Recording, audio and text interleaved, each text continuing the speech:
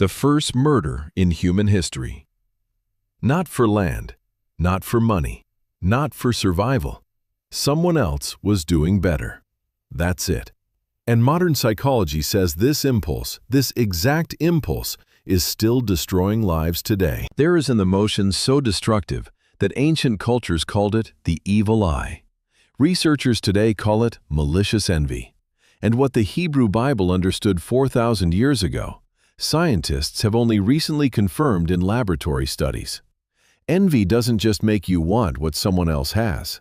It makes you want to destroy what they have, even if you gain absolutely nothing from destroying it. This is what happened to Cain, and it is happening around you right now. Welcome to the Hebrew Stories, Genesis chapter 4. The first family on earth, two brothers, Cain and Abel. Cain is the older brother, a farmer. He works the ground and brings God an offering from his harvest. Abel is the younger brother, a shepherd. He brings the firstborn of his flock, the fat portions, the very best he has. God accepts Abel's offering and does not accept Cain's. No explanation, no reason, no warning, just rejection. The text says, Cain was very angry, and his face fell. God sees this and speaks directly to him.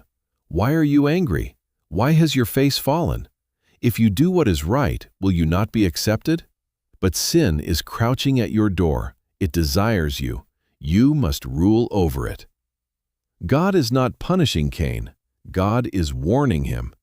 The rage you feel, you can master it, or it will master you. Cain does not respond to God. Instead, he turns to his brother. Let us go out to the field. And when they were alone in the field, Cain killed him. The first murder in human history. Abel had done nothing to Cain. He had not threatened him, not insulted him, not taken anything from him. The rage was purely about recognition. God comes to Cain afterward. Where is your brother Abel? Cain's answer became famous across 4,000 years. I don't know. Am I my brother's keeper? God says, your brother's blood is crying to me from the ground. Cain is cursed. The ground will no longer yield its strength to him. He becomes a wanderer, exiled from everything he knew. He goes east of Eden, into the land of Nod, and is never the same again. Here is what modern psychology says about what just happened.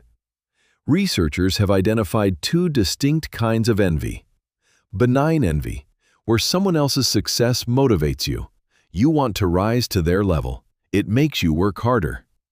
And malicious envy, where someone else's success feels like a personal attack. You don't want to rise. You want them to fall, even if their falling gives you nothing.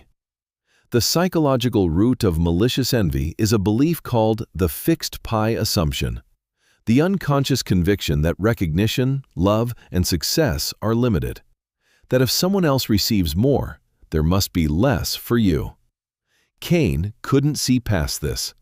Jordan Peterson, who has studied this story extensively, makes a crucial observation.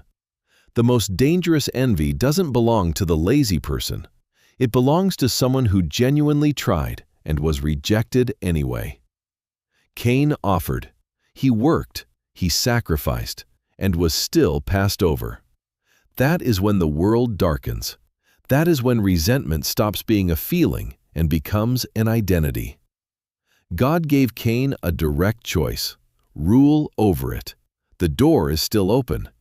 Cain walked through the wrong one. Almost certainly, you have felt this.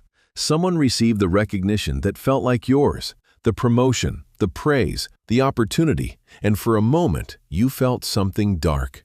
Not admiration, not inspiration, something that wanted them to fail. The Hebrew Bible's lesson is not that this feeling is shameful. It is that this feeling is a choice point. God told Cain, you can master it. You can feel the darkness and choose not to open the door. Who is the Abel in your life right now? And what are you doing with what you feel about them? Thank you for watching the Hebrew Stories. Next time, a woman who saved an entire people with nothing but courage and perfect timing. See you then.